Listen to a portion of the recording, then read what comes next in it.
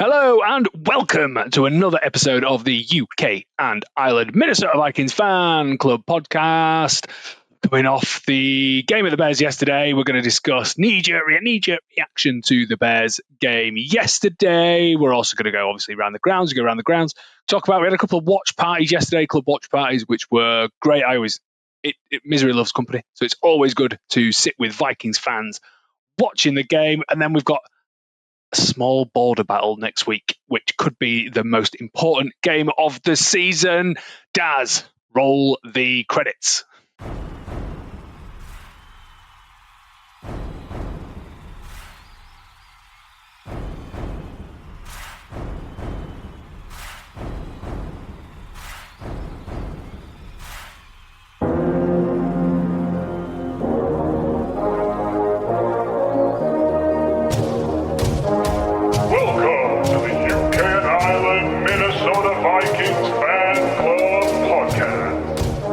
So yes, you are listening in to another episode of the UK and Ireland Minnesota Vikings Fan Club podcast. I am your host and fan club co-president. Say it with me, big deal, Rich, and I'm joined by we've only got two compadres on the show tonight. We have been hit by a little bit of a virus going around. We're all getting off with each other. That's what we're thinking. But we have been hit by a virus in various elements of the club. But I am thankfully joined by all-round nice guy and fan club vice president, Mr. John McDonald, and chief advisor and our dad, Daz Hales. Say hello, gentlemen. Hello, gentlemen. Hello, gentlemen. Hello, gentlemen. Indeed, we're all feeling a little bit weary. Is that the right word for it? A bit weary? Weary, jaded. Jaded's a good word. Yeah, we'll go with that. Yeah. Just frazzled. Feels a bit rinse and repeat this week, unfortunately. We're obviously going to get into the Bears game. Daz, I think you're going to take us around the grounds first, though. What happened to the NFL this weekend? Yeah, apparently I get this gig in the absence of much more qualified people than I. But yes, I will do the around the grounds for you. So we'll start with Thursday night football. New York Jets at the New England Patriots. Patriots coming out on top, 27-14 in that game. Then on Sunday, the first game was the last of the international games for the international series, Washington, Miami. I didn't watch it, but I hear that it wasn't the most exciting game in the world. But Miami, absolutely dreadful. So Miami came out on top, 16-13 in that one. The Sunday 6:00 slate. So Carolina, Atlanta. So Carolina won that 30-27, I believe, in overtime. Atlanta also picking up a couple of injuries in that one, which might seriously affect their season. Could see Kirk back. Atlanta starting again. Buffalo, Tampa Bay, that looks like it was a good game. We'll come on to it. It was on the other TV in the bar where we were watching. And I have to admit, part of me wanted to watch that game. It looked far more entertaining. Buffalo finally winning that one, 44-32. Jacksonville absolutely annihilated the Chargers in, for me at least, one of the shocks, 35-6. Green Bay got away with one. Playing the Giants, winning 27-20. But did I see that they picked up an injury as well to Josh Jacobs? So that could affect next week's game. Pittsburgh, Cincinnati Bengals. Pittsburgh winning that one 34-12. Houston, Tennessee. Houston winning 16-13. And then the 9 o'clocks, we had San Francisco and Christian McCaffrey kicking off, scoring 41 points against Arizona's 22. Rams, could they be the best team in the NFL right now? Beating Sam Darnold and the Seattle Seahawks 21-19. Baltimore Ravens versus Cleveland. Baltimore Ravens didn't look quite as good as they did against us, so read into that what you will, but they still came out winners 23-16. And then Denver beat the Chiefs 22-19. And then finally, there was the Sunday night football game between Philadelphia Eagles and Detroit Lions. Finally, the tush-push got called for a full start. The irony being that for once it was actually defensive encroachment. So that made me chuckle. But the Philadelphia Eagles beat the Detroit Lions 16-9. And then there's Monday Night Football. So I guess I've got to be the oracle this week with Dallas versus the Las Vegas Raiders. Sounding more and more like George of the Jungle. But so I think I was talking. We were with Chris, our Raiders photographer, last night, and I did say to him that I had a sneaky suspicion that the Raiders might actually beat Dallas. So I am going to say that Raiders will upset the Dallas Cowboys by 23-17. Wow. Yeah, I noticed you touched on and said, this team's the best team. I think it was the Rams that you said might be that. One. There is no good teams in the NFL this year. I didn't say they were good teams. I just said they were best of what's there. It's an odd season with odd teams and odd results. I refuse to believe that the Broncos are good. Unfortunately, the Bears are the biggest fraudulent team in all of sports history, not just the NFL this year, but you can't put the Giants win, the Cincinnati Bengals win, and then our win last night. You can't put those together into a team and go, they're good. I'm not having it. They are a dreadful, fraudulent team, and we'll get absolutely smashed by anyone good. I don't understand what the Chargers are doing. I think Herbert got injured, which did not contribute towards it. But getting smashed by the Jags, who are, again, a dreadful team. It's just, I don't get it. I don't get what's happening in the NFL this year. The Bills might be good again. We don't really know. The Ravens seem to be grinding out results by not playing well. That is a sort of a sign that them sort of teams tend to do well.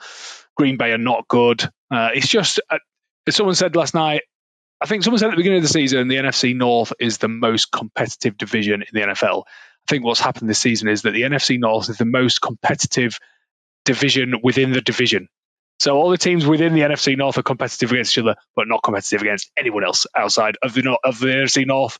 It's just been a really odd season. I still don't know. If you give me £100 today for free and told me to put £100 on any team winning the Super Bowl this year, no idea. Sam Darnold managed to throw 4 interceptions last night, and the Seattle Seahawks still nearly beat the Rams. So I just don't know. I absolutely do not know. What I do know is I had loads of fun last night, which is why I'm feeling a bit jaded today. Went to the Box Bar in Leeds. Thank you very much, Box Bar, for hosting us. To watch the game last night. Jonah came down. Howard was in the house. Susan and Martin joined us this time. Thank you very much for joining us, Susan and Martin. Sam and Emily came. It was a full. Andy V, Will. Okay, it was Al Duffy. I can't forget everyone. It was just a good, fun time. John, you had a new venue last night. How did that go? Yeah, we've been trying to find a new venue in a more family-friendly venue in London for a little while. But we tried Kerb Social Club last night, just outside Liverpool Street, and I think everyone was extremely happy with the venue and what they put on for us. Yeah, I mean, there was loads of food being eaten by everyone, and drinks were flowing. Yeah, food was good. We had a big screen. Yeah, it was good stuff. I mean, I didn't sit down the entire time because I done 5K walking around watching that game. That was 5K more than JJ McCarthy did out the side of the pocket last night. So that's you've done pretty well to get those down. I mean, to be fair, we're going to have to go straight into. I want you to talk about the night at Kerb, and I'll talk about the night at Leeds, as well as knee-jerk. We're going to fuse the two segments together. Knee-jerk reactions. John, I'm coming straight back to you. Knee-jerk reaction to last night's game, Mr. Pacing. You know what? Last night for the Vikings was a do or die. Yeah, that shows you where our season is now. I mean, we'll get into it later, but JJ runs us through a game-winning drive, and then our special teams just lets that kickoff return happen. If that doesn't happen, we're in a completely different mood. But yeah, there's a lot to talk about. There's a lot to digest in that game. I mean, the lack of catches, the ball coming out, JJ throwing too hard, or the defense playing like prevent defense, and it was just failings across the board. But we say this every week. It does, as you said at the beginning at the top of the segment. It's just rinse and repeat at the moment, really, isn't it? Sad to hear. Daz, knee-jerk reactions to yesterday's game? Yeah, I mean, obviously it's disappointing, but not necessarily unexpected given what we've seen coming over the last, all this season, really. It's just too many mistakes, too many individual mistakes across the board that are causing a fifth game quarterback who's still learning his trade, is still only 22 years old, to really sort of get exposed. I think I don't like the blame game, but I think the blame can be shared quite broadly across a number of areas in terms of players, coaching staff, and us fans in terms of, setting ourselves up for false expectations and then losing our rag when those things sort of don't come to fruition. So I think, this season's just, yesterday's game was kind of a melting pot of this season as a whole. It's just lots of frustration and irritation. But when you really analyse it, it's not really unexpected. Yeah, do you know what? I agree with quite a lot of what you said there, Daz. I agree with quite a lot of what you said there, John. I think there was a touch of, this is what we expected out of some elements of last night's game. And then, again, a bit rinse and repeat, a bit like what I said last week. If you've got a weak link in your chain, and I'm not saying that JJ McCarthy is a weak link, I'm saying that he's basically newly forged, and we don't know whether he is a weak link or not. But at the moment, he's learning the game. So in the grand scheme of things, and especially in this analogy, he is the weak link in the team. But you've got links in that chain that have been playing this game for years, absolutely years. Some of them are Pro Bowl standard. And when you've got a weak link in the chain, other elements of the chain have to step up, and they have to be the best that they can possibly be. And I think I've seen for 2 weeks on the trot, lots of those players just not live up to what they are supposed to be. And it's consistently bad, Len. It's consistently bad across the team now. And I'll get on to Kevin O'Connell in a bit, because I've got a different analogy for I think what's going on there. But when I look at special teams, and if we're not giving away penalties or fumbling the ball, we're just doing something else absolutely ridiculous. Why we didn't just smash the ball out the end zone last night and just have no risk approach to that last drive, I've no idea. 7. I found 7 off the glove catches dropped last night.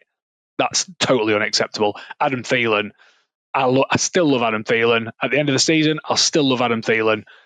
This very moment in time, though, I am very frustrated with Adam Thielen.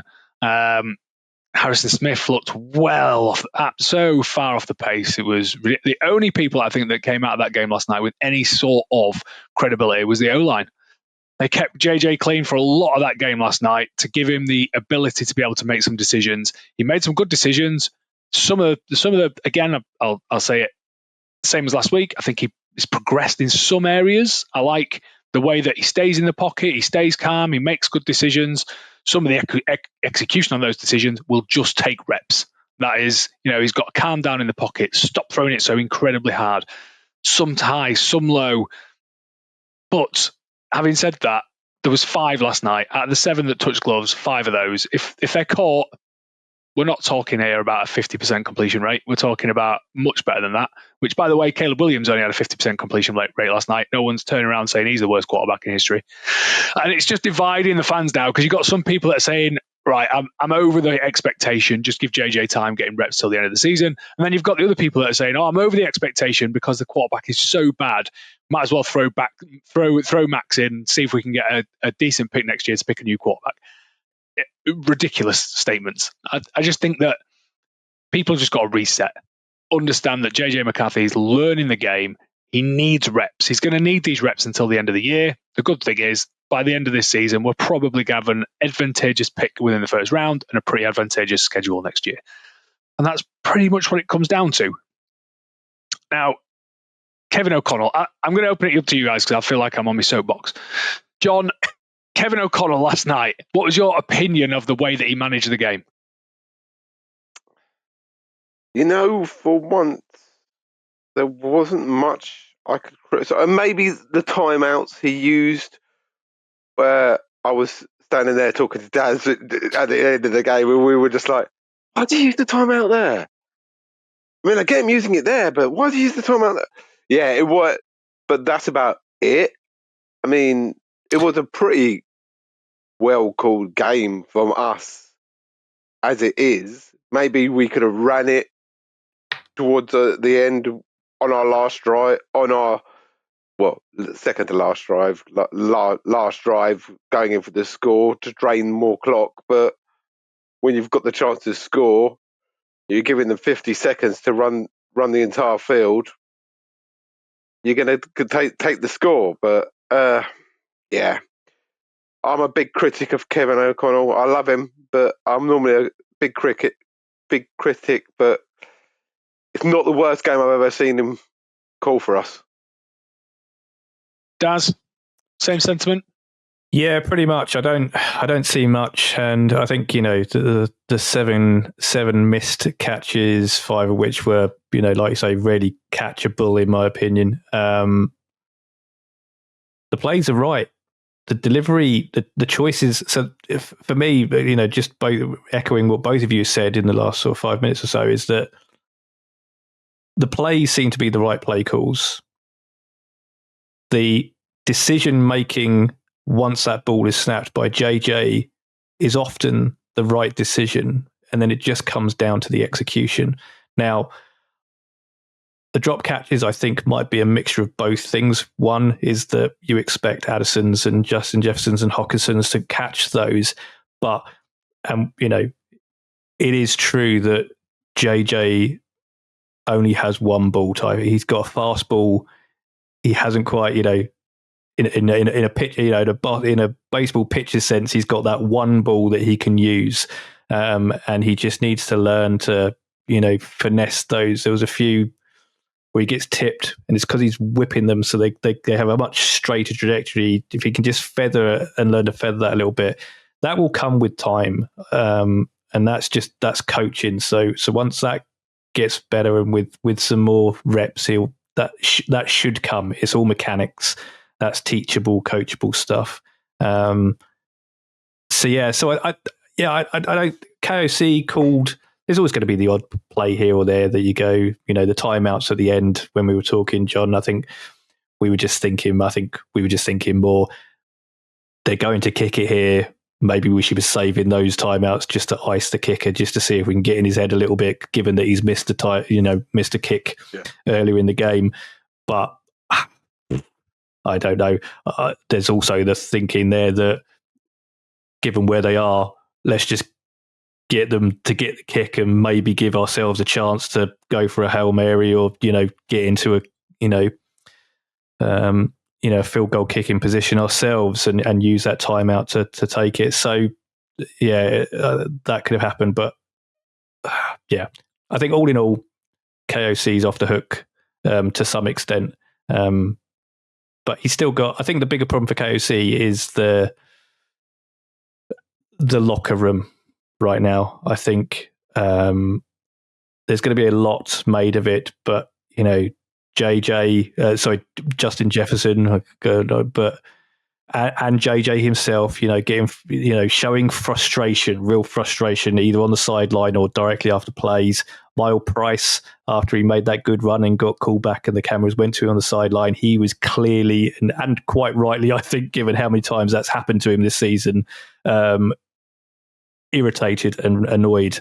So I think that's where KOC is going to have to earn his crust over the next few weeks, is just trying to keep this group together and stop the internal finger pointing, because I think that might be starting to creep in. That's the concern. You say about JJ not doing the really fast balls and everything like that. On that 2-minute drive, he was pretty much perfect because he wasn't thinking. He was just on autopilot. Yeah, it's in there. Absolutely. And he was putting the feathered balls in there. That's where you can see where the progression is. And as you said there, Darren, the plays are right. He's choosing the right option. If you're choosing the right option as a 22-year-old QB, you're in the right place. These are elements we can fix. And as for the fans booing him off, 2 or 3 times, that's disgusting. I'm absolutely disgusted with the fans in the stadium. They're booing him off. I think that just comes out of frustration. 22-year-old QB, and you're booing him off the pitch after his 5th game. Nah, come on, you got to remember though, John. Better than that. You got to remember, John. It's mid-November, so it's absolutely freezing in Minnesota. It's a midday game. The amount of fireball that these guys have drunk to keep warm outside before they've gone into the game, no wonder they're booing at certain plays. They're absolutely smashed. But do you know what? I again, last week I had to go at Kevin O'Connell because I said you've got a quarterback that is young, learning the game, and you've got to keep it simple. You've got to look at your playbook and go, hang on. A third of this is not suitable at the moment for this quarterback, so we don't use it. And that was my opinion last week. And then downstairs in our house is open plan. We've got wooden flooring, and Bill tears around in the living room in his socks. Now, as a dad, I can say to Bill, you are going to fall and hurt your face. Because the socks are slippy, you're on wooden floor, you're going to slip, you're going to hurt yourself. That's one of the options that I've got. I exercise that quite often. The second option that I've got is that I could sit him down on the sofa and I could take his socks off for him. And I could say, Bill, there you go, run around as much as you can in barefoot, you're not going to slip over. Or I can wait for him to slip over and smash his face on the floor. This is my options as a father to try and keep my boy safe. Kevin O'Connell is in exactly the same position because what he could do is go, I'll just run the ball here. Well, I've got an option, whereas this quarterback, this fresh, new, young quarterback that I've got that is showing indecision or is not executing plays every now and again, I'll just run the ball. I don't know if in Kevin O'Connell's head, he's thinking that actually that delays his development by keeping him safe, or I play the game how I would play if I had a quarterback that could execute every single time. And if he can't execute every single time, he learns from it. So that's a bit like Bill slipping over and smashing his face. The problem is, if Bill slips over and smashes his face on the floor 5 or 6 times, that's when I'm going to take his socks off. And I start to think that third or fourth quarter, just run the ball a little bit more. Caleb Williams did not look like a bad quarterback last night. He had the same completion ratio as JJ McCarthy, but they ran the ball more times than the Vikings did because it takes that pressure off. And sometimes I think, don't let him smash his face on the floor. Again, that's just my opinion. I'd be interested to understand what you guys think, because there is that 2 elements or 2 options that we could go down. So obviously, as the father of this whole group, I feel like I'm pretty well placed and educated. And I say, smash his face over and over and over again until he either cannot stand up anymore or adoption. Yeah, we adopt him out to a much nicer place. I get it, and I found myself nodding along to your KOC analogy, which as you know, you and me, it's probably the only thing we really strongly and vehemently disagree on a lot of the time is the play calling.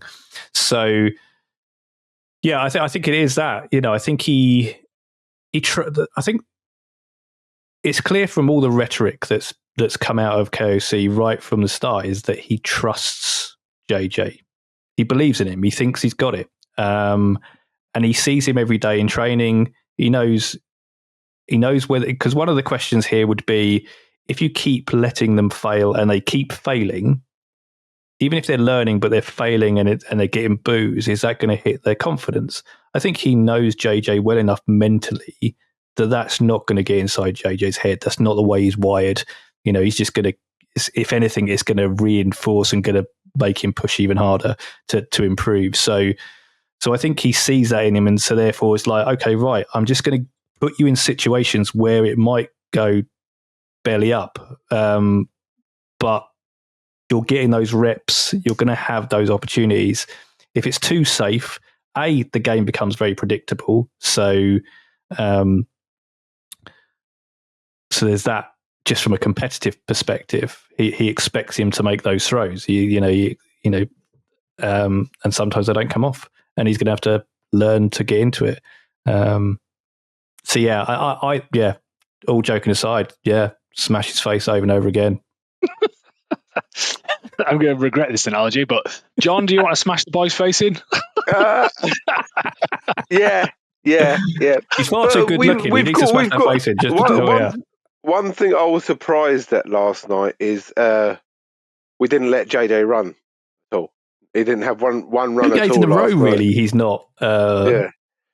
But is that don't run, or is it him not? I don't know if that's an instruction or whether that's him saying, "I'm not going to." Because there was a couple of times where we could have just taken a third down. There were definite options there where you could see he's got a clear path there. He can run that. And if he had I believe if he had the confidence, he would have taken those runs personally. Because you could see, right, the defense was opening up for him, and I was just like, go. No. Yeah, I think he's trying to play the calls, isn't he? That's what he's trying to do. I think he's trying to execute what he's being asked to execute, and sometimes at a detriment, because if you look at the Bears last night.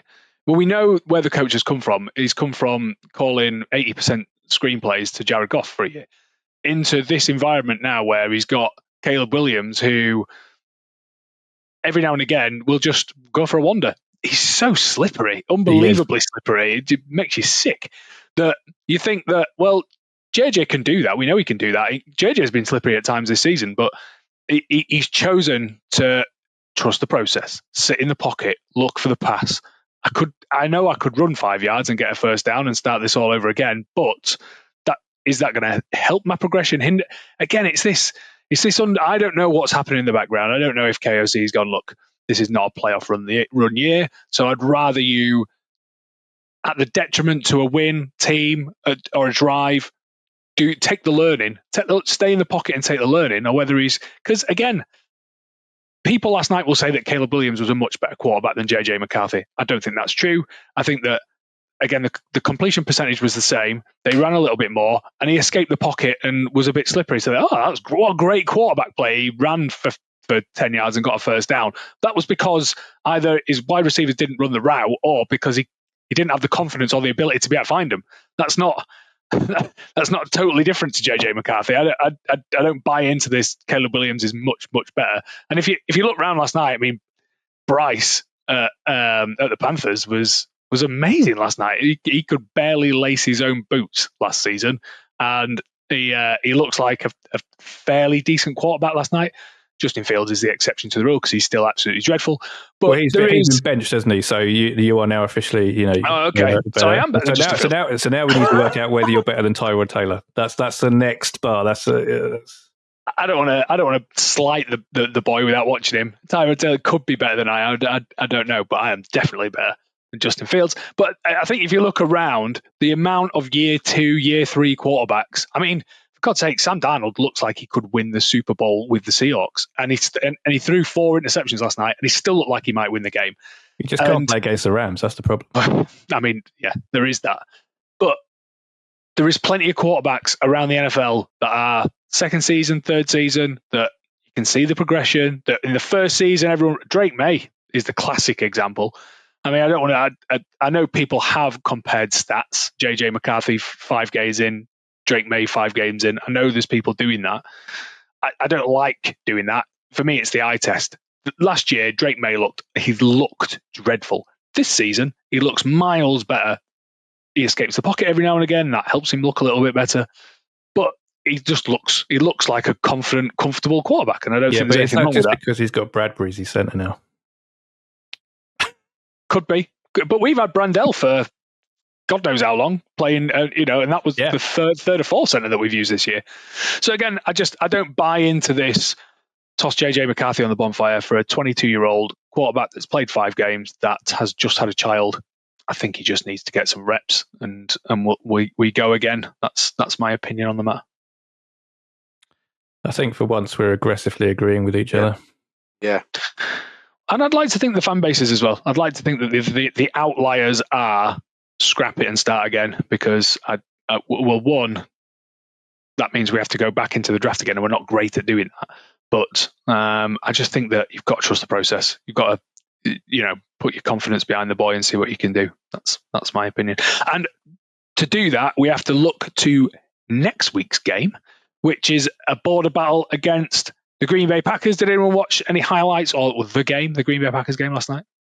I haven't. As I mentioned earlier, but I had a very late night last night thanks to the train system between London and the South Coast. And busy day at work, so I've not watched any games back. Normally I would have at least watched the Vikings game back, but I couldn't even be bothered to do that, to be honest. So no, I've only gone on... to be fair, I did watch the 40 minutes of the Detroit-Philadelphia game, just because I wanted to see what happened there. 40 minutes of your life wasted. Well done. Yeah, well, like I say, we got the irony of the tush-push finally being called for a penalty that we've all been calling for months, and for the first time it actually wasn't. Just gift that keeps on giving. Banned. That's definitely been banned. You think? It's got to be. Sorry, if the referees can't call it correctly, you need to ban the play. If it was called correctly, this for 3 seasons now, and no one. I mean, after that fumble recovery, New York, where the referees were like, no, the ball didn't come out. We stopped it back there. He didn't blow the whistle. Yeah, but we stopped it back there. The ball didn't come out. But it did. I get it's frustrating. I don't like the play. No, I don't like it. There's other things that I don't like in this game. It's a good play. Yeah. If it's a good play if the referees watch it correctly and call the penalties. But I mean, for the first season, that's the reason Philly can get away with it, because they know the referees won't call the penalties on them. For the whole first season, they used it when the centre moved the ball forward a yard. Every single, I still don't understand how no one spotted that and said, "Hang on a minute, this is the spot of the ball. You can't just move it when you line up. That's ridiculous." I don't particularly like the play, but I would prefer someone to find out a way of stopping it, which isn't just physics, guys. If you go lower than they do, you will stop them. That is just the way to do it. It's just I see people jumping over the top and trying to pull them. It's ridiculous, absolutely ridiculousness. The Lions did stop them yesterday. I think the first time for ages, so it can be I didn't mean to send us off on a I don't mind push tangent. I don't mind at all. But I've watched Jordan Love and I've watched Green Bay a few times this season. Has Jordan Love regressed, or is it a case that the whole Green Bay team is just it's just not as good as it was? I mean, even the guy that came over from the Cowboys, I forget his name already. Parsons. Only probably one of the best defensive players in the league, but yeah, he is, or his reputation was before he went to the Packers. I don't think he's really lit the season up for the Packers yet. And again, their like core skill unit is not anyone that is you're writing home about.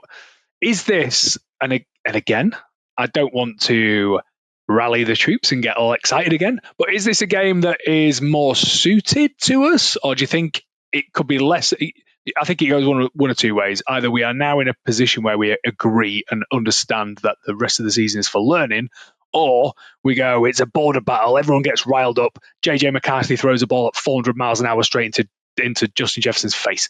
It could go either way. Any ideas of the way you think it might go? Daz, I'm coming to you first. To answer your initial question, I don't have. It's against Green Bay, right? So it has to have. John and I that weekend, we seem to have two derbies going on at the same time. At least one of them we're on the same side of. So there's always going to be that little bit of spice to it, right? And you want to win it. But are Green Bay absolutely smashing it out of the park? No, but they're at home. They're sneakily they're just doing enough. Matt LaFleur is a good coach. You know, he plays a good game. He knows he's a wily character. I think, as I said earlier, when we're doing the rundown, I think they picked up a couple of injuries that, depending on whether or not they're back, could have an impact on the game. But I just want to see us play. I don't think that KOC is ever going to go, right, we're just in or any coach, to be honest. It's just going to go, right, we're training, we don't care at all what the result is. I think there's always going to be, they want to go out there and win. They're competitive, athletes. They're going to want to win it. They're going to go and try. But I just hope to have an enjoyable game with the expectation that there's going to be some plays or some calls that are going to be head scratching. I think that's what we need to learn. That's what I've taken from these last few weeks, is that just expect the odd scenarios to happen. JJ dropping a catch that's in his lap, for example, and just weird things like that. Double coverage on the first drive of the game. Either or. Yeah, either or is probably going to happen. John, what's your expectation for next weekend? Yeah, I mean, Green Bay are banged up. There's no doubt about it. They've got their best pass catchers out for the season in Tucker Kraft. Josh Jacobs picked up an injury last night, and it doesn't look like he'll be playing next week. So, yeah, they are there for their taking,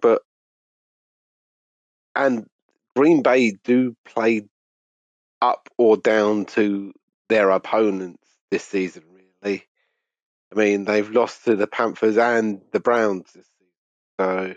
So you're telling me there's a chance? So I'm telling you there's a chance. But yeah, there's a chance. There's always a chance. The NFL, there's always a chance. Any given Sunday. Any given Sunday too, right? I'm sort of in the same boat as you. Unfortunately, I do think that JJ McCarthy, I get the feeling that this is going to be one of those games where he's going to be so riled up that he won't be able to execute the way that he can when he's calm. I feel like he's going to get a bit wound up. But the man from Michigan, this is the scenario where he tends to shine. So again, I don't want to get into that phase again where I'm like, this could be the week where we turn it around and go on a run. But I do think that we'll be better this week round. We haven't got the pressure of the home fans. I do think he's going to walk into an environment that he's going to like. So I expect to be better against the Green Bay Packers. So we are going to move into score predictions. I'm going to go first this time. I usually go last, but because I usually go last, and I'm going to let you guys think on the matter, I'm going to go first. I don't think it'll be a particularly high-scoring game. I don't think it's going to go into a shootout. I think it'll be more of a punt fest, if I was honest. So I'm going to go 17-14 to the Minnesota Vikings against Green Bay Packers at Lambeau. Lock it in. That is my guess. Daz, I'm coming to you next. What is your score prediction against the Green Bay Packers? Someone's going to score 16 points. Ooh. And the other team is going to score 21 points. And I genuinely don't know which way around this could go. But get off the fence, I mate. am going to get off the fence, and I'm going to say that I think Green Bay are going to just have enough to beat us. But I think we're going to perform better, and that's all. That'll be more important to me than a win. Don't get me wrong, a win would be great, but I would like to see a good performance where we are competitive. And then if we are competitive, then it could flip. But what have I said, John? Excuse me, weren't you kicking off earlier this season saying, at least we've been competitive, to people that were saying, at least we were competitive in that game? I agree, and I stand by my original thing. Being competitive is pointless, but given the scenarios were very different at the time that I was I know, I just couldn't let you away with that, I'm sorry. Plus, I think I was drunk. I think, again, in a chat, on a Sunday evening when I might have had a beverage or two, it's not the best time to take me at my word, especially if we're losing. John, throw your hat in the ring then. What's your score prediction? Score prediction for next weekend? 3-0 Yes. No, my score prediction is actually close to both of you. 21-17 Green Bay. 21-17 Green Bay. I think it is going to be a tight game. I don't think it's going to be a very tight game. Yeah. Green Bay really don't play blowouts. No, I think it's going to be. I was going to say there's an ominous phrase. I've just touched wood straight away. Yeah. You're right. Jinx. Jinxed it. Yeah. Now it is going to be a blowout, and we're going to beat him 33-6. Nice. Take that all day. Yeah, I'm still looking forward to the game. I'm still looking forward to see at the end of the season. I'm looking forward to seeing JJ McCarthy under centre again. Some of the stuff last night that he did really impressed me. The last drive was nearly pitch perfect. Throw to Addison in the corner at the end. Had just the right amount of weight on it and really good positioning, really put it where the ball needed to be. I didn't think we played that badly last night. In certain elements, we let ourselves down. Same story again. So I would like to see not that next week, please. I don't mind getting beat. I don't mind getting beat by a better team. I do mind beating ourselves. That makes me a little bit more frustrated than it should do. So I think that's about it, gents. I think we've covered the Bears game. We've covered the NFL. We have even talked about the tush-push, and we've talked about Green Bay next week. There is no Reese here, and then we usually refer to TPJ, but he's not here because he's sunning himself in Madrid with Jamie Erdahl. And we need someone to do the outro bit where we talk about all the social media stuff. Any volunteers? Go on, John, you can do it. If you found us, you know all our social medias, so go like or across all our social medias. I mean, one thing we would like is like and subscribe to the pod and everything like that, comments and everything. It helps the algorithm, helps find out new fans, find us and everything like that. So please comment on everything across all platforms. You can comment on Spotify now as well.